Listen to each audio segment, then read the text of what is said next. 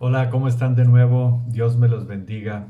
A todos ustedes que me están escuchando, a muchos no los conozco, pero desde aquí les envío una bendición muy grande. Estoy muy contento, vamos avanzando bien. Esperemos que para el domingo ya tengamos todo listo. La resurrección de Jesús y la ascensión de Jesús. Vamos a hablar, me quedé pendiente y vamos a hablar en este nuevo mensaje que es la parte número 5 sobre el arresto de Jesús.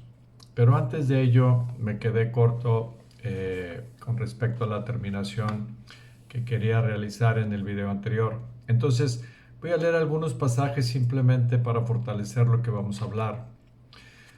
Primera de Pedro 1:18 dice, sabiendo que fuiste rescatados de vuestra vana manera de vivir, la cual recibiste de vuestros padres, no con cosas corruptibles como oro o plata, sino con la sangre preciosa de Cristo, como de un cordero sin mancha y sin contaminación, ya destinado desde antes de la fundación del mundo, pero manifestado en los postreros tiempos por amor a vosotros, y mediante el cual creéis en Dios, quien le resucitó de los muertos y le ha dado gloria para que vuestra fe y esperanza sean en Dios. Leo Primera de Pedro, fue 40, 50 años, no recuerdo bien cuándo escribió el Primera de Pedro, pero se los leo para saber cuánto costó nuestra redención. Pedro ya lo está comentando después de que había pasado todo, él ya está compartiendo, él ya está predicando, él está escribiendo las epístolas, pero sí quiero que quede claro en su corazón cuánto costó y es por eso que quiero que veamos paso a paso el arresto de Jesús, que fue toda una injusticia. Eh, en Juan 16:7, antes, recuerde que cuando dejamos pendiente el video anterior estábamos en el aposento, cuando Jesús estaba instruyendo a sus discípulos que Él se iba a ir.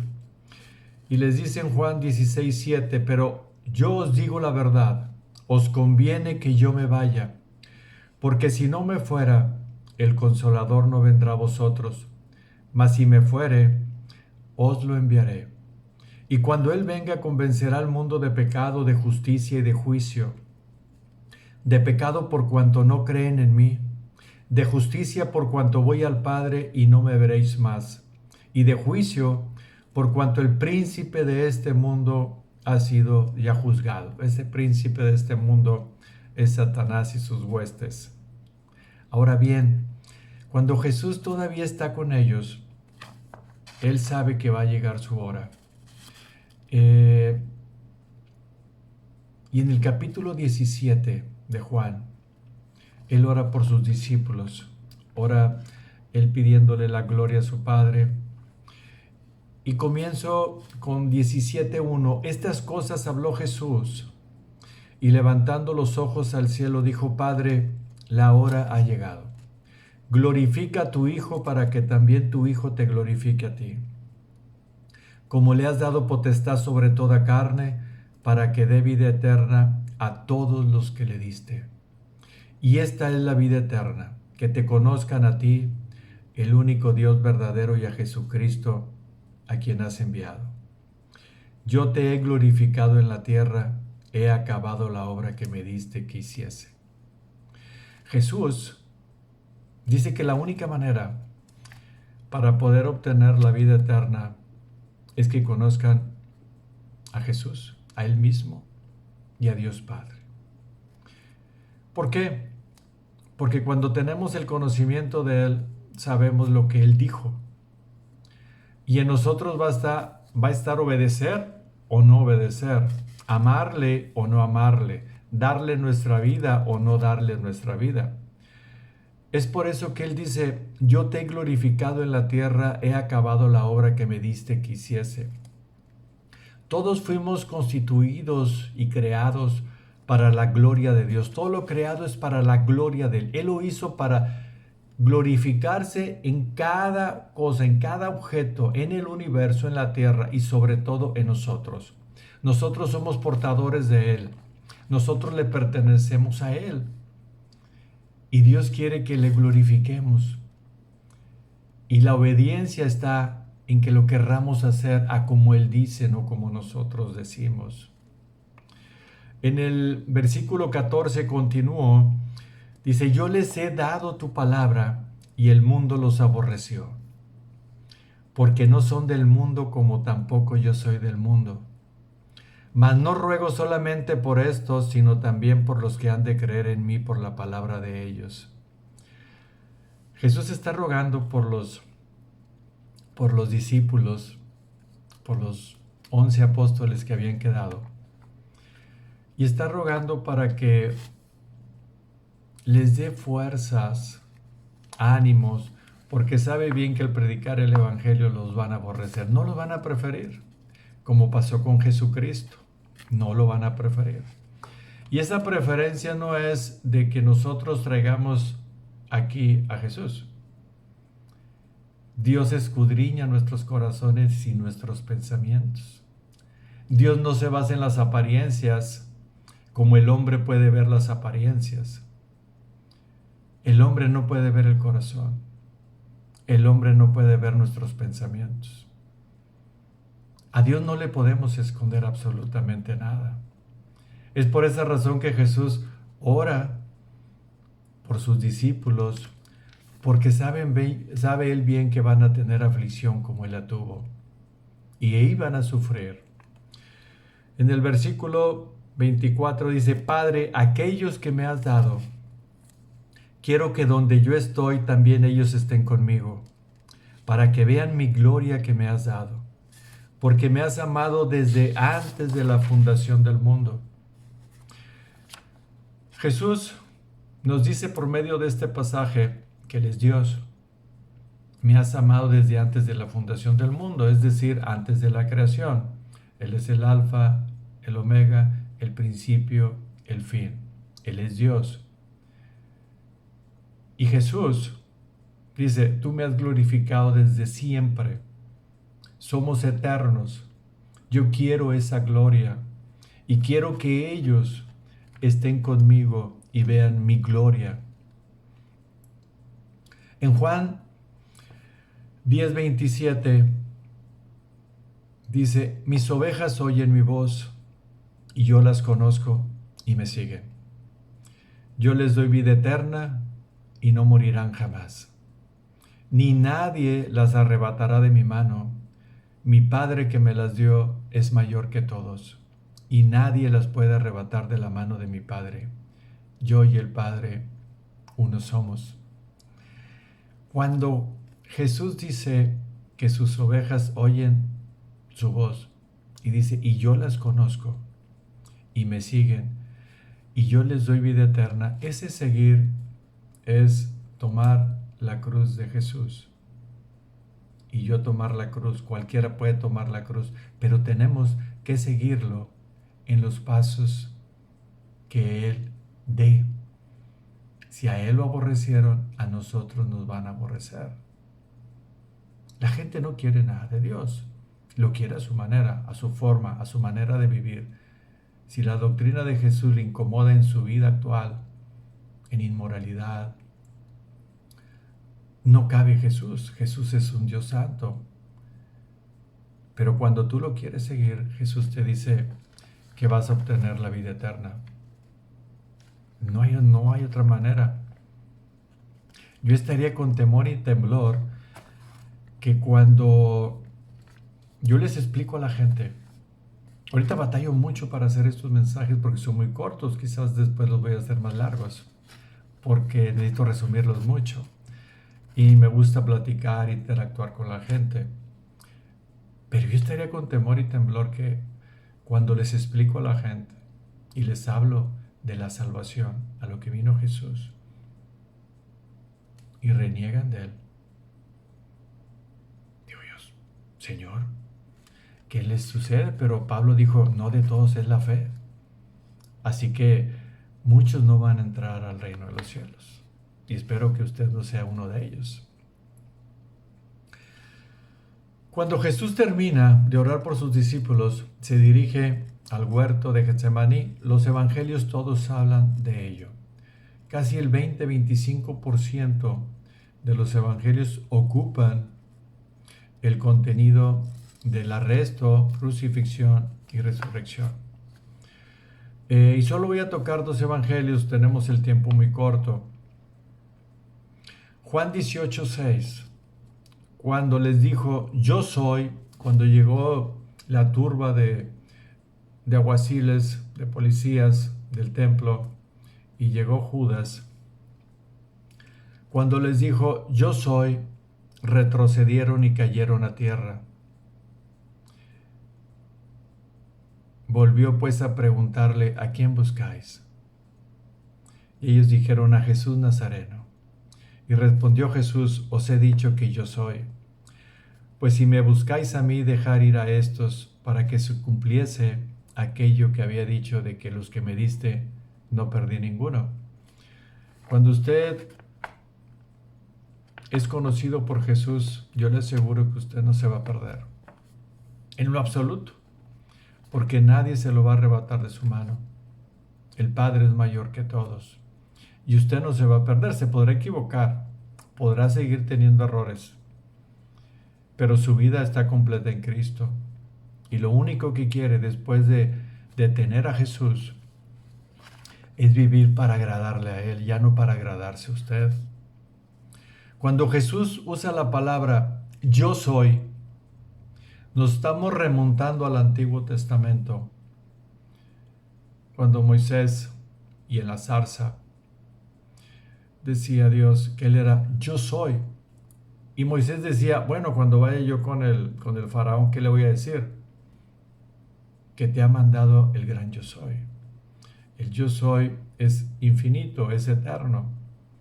Y cuando Jesús les contesta yo soy, dice la Escritura que cayeron todos por la impresión de que tenían conocimiento de que Dios era el yo soy.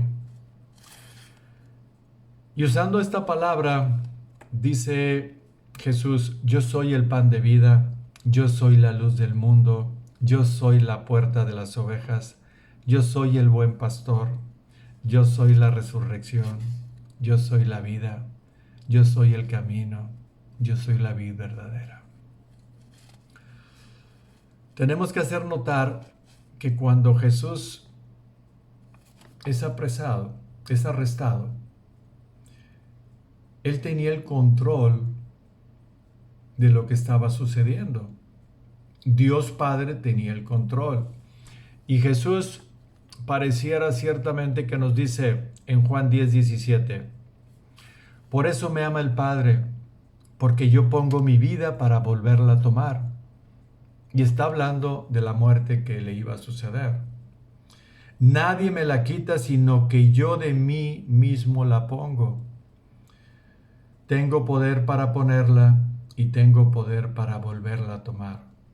Este mandamiento recibí de mi Padre. Jesús fue arrestado y llevado primeramente con Anás, que era el sumo sacerdote anterior que fue destituido. Y aunque ya no era el sumo sacerdote, tenía tanto poder, porque sus hijos eran sacerdotes y su yerno en ese momento, en la época de Jesús, era Caifás.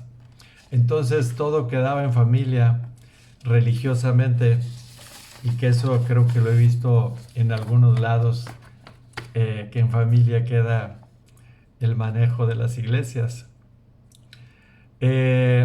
Jesús fue juzgado por el consejo llamado Sanedrín.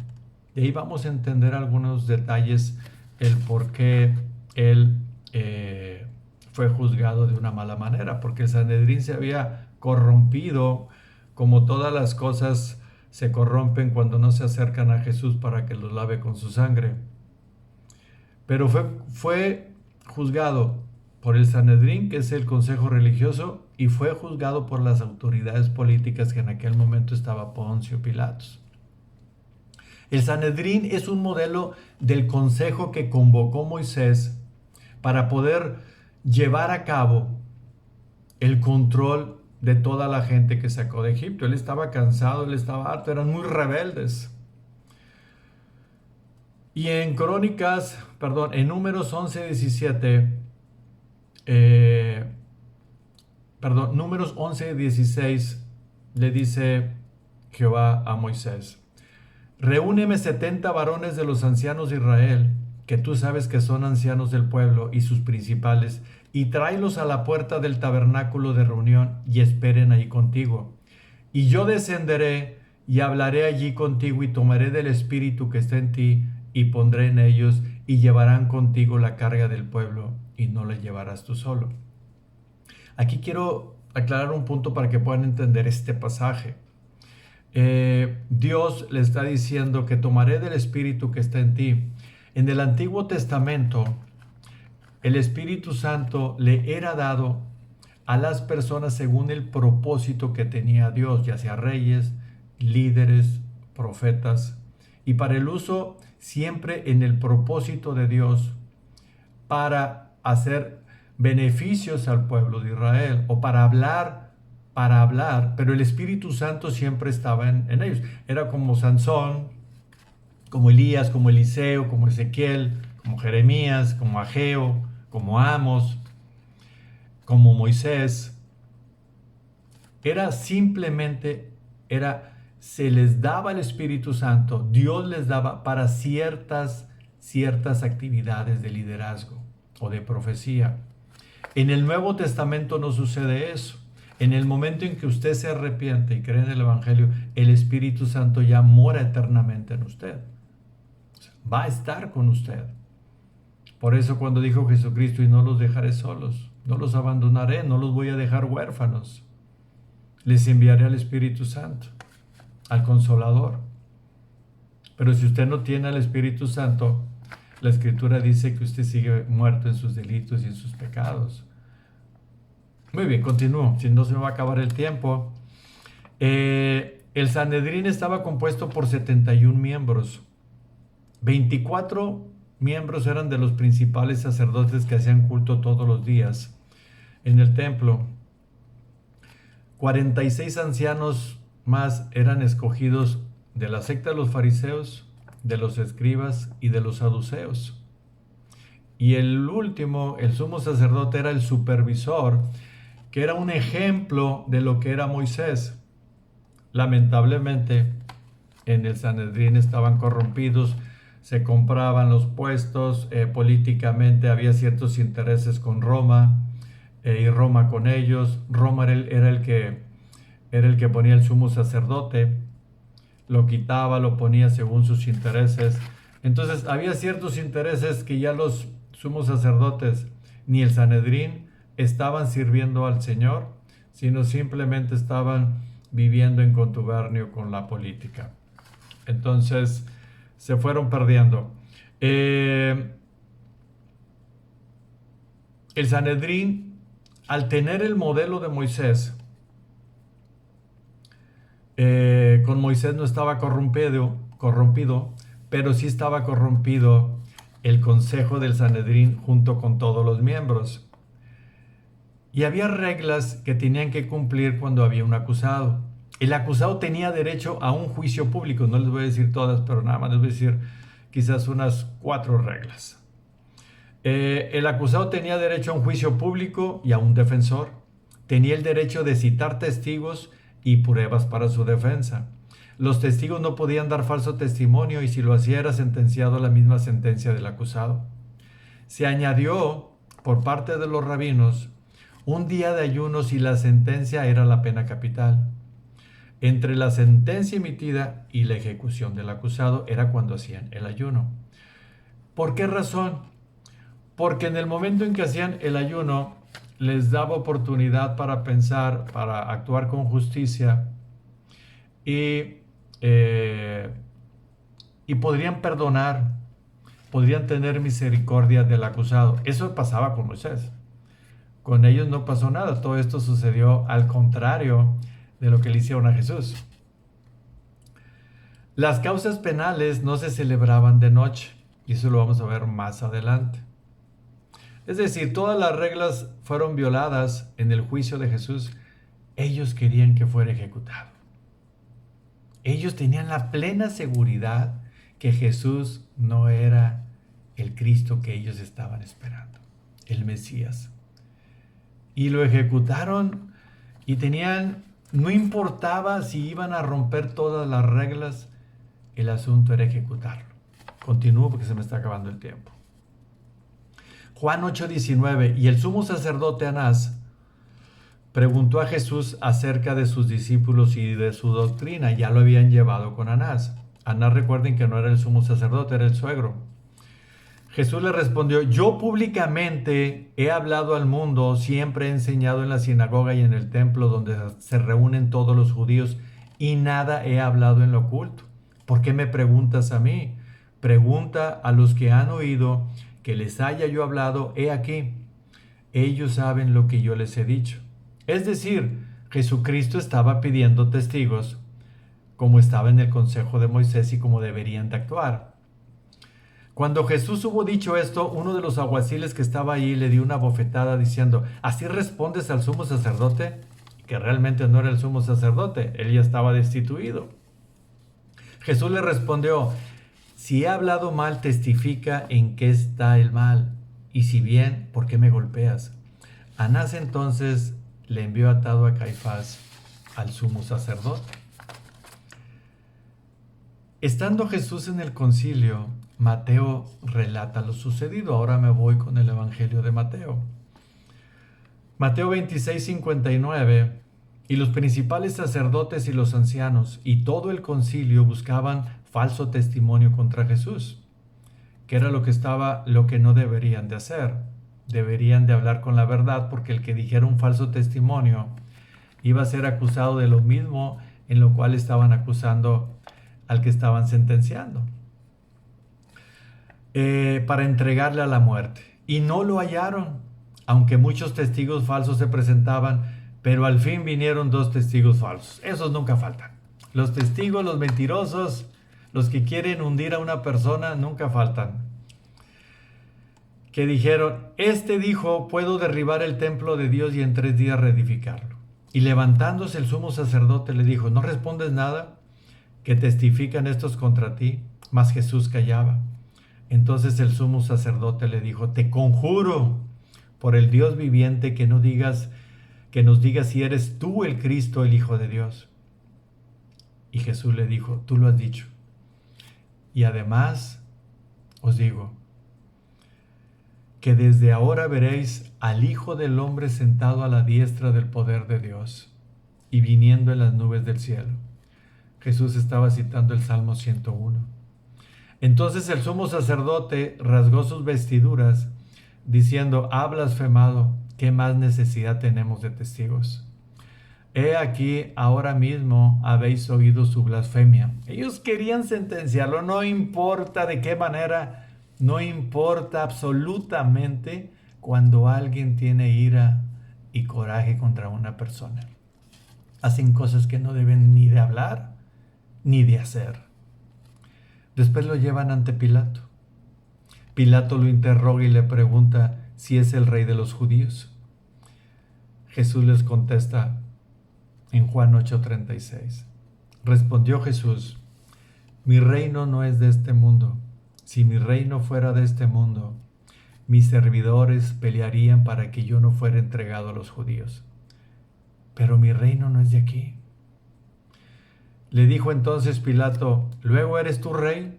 Respondió Jesús: tú dices que yo soy rey. Yo para esto he nacido y para esto he venido al mundo, para dar testimonio a la verdad. Todo aquel que es de la verdad oye mi voz. Vamos a continuar el juicio político en el siguiente video. Yo quiero que reflexione en todo lo que está padeciendo Jesús a causa de usted, a causa de lo pecador que somos todos.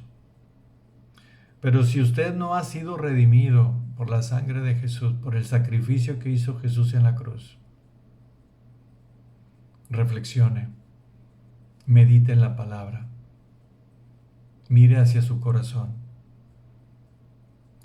revise su fe en dónde está fundada. La fe debe estar fundada profundamente en Jesús, Dios. Él vino por usted. Y ahorita estamos leyendo y vamos a seguir, espero terminar hasta la crucifixión. Y usted va a ver el amor y la misericordia que Dios está derramando sobre usted. Podemos decir, ¿y por qué Jesús tenía que rescatarnos? En primer lugar, por el amor que nos tiene. Porque de tal manera amó Dios al mundo que ha dado su Hijo unigénito, para que todo aquel que en Él crea sea salvo. Y en segundo, para pagar la justicia. En el Antiguo Testamento, los pecados eran simplemente cubiertos cada año por el sumo sacerdote. En el templo había un lugar santo y un lugar santísimo. En el lugar santo solamente entraban los sacerdotes a hacer el culto, pero en el lugar santísimo entraba el sumo sacerdote, y el sumo sacerdote expiaba primeramente los pecados el pecado de él y el del pueblo. Y solamente, y esto era a base de matar el cordero. La sangre del cordero es la que nos limpia de todo pecado, y Cristo es el cordero que nos limpia de todo pecado. En ese lugar santísimo, Jesús entró, pero en el cielo, no en el tabernáculo hecho por manos de hombre. Y Él nos limpia eternamente. Por eso yo le digo que reflexione. La salvación costó mucho. Mucho. Usted no se imagina cuánto costó. Y nosotros no somos nada. Dios no nos necesita en lo absoluto. Pero Dios quiere que quite todo lo que está en su corazón, para que su corazón esté lleno de su palabra, que usted sea llena del Espíritu. Les envío el siguiente video próximamente, y si quieren reenviar el video y cree usted que le va a ser de bendición para otras personas, usted está predicando la palabra en el momento en que usted comparte. Que les sea de mucha bendición. Dios me los guarde. Se les ama en Cristo. Hasta luego.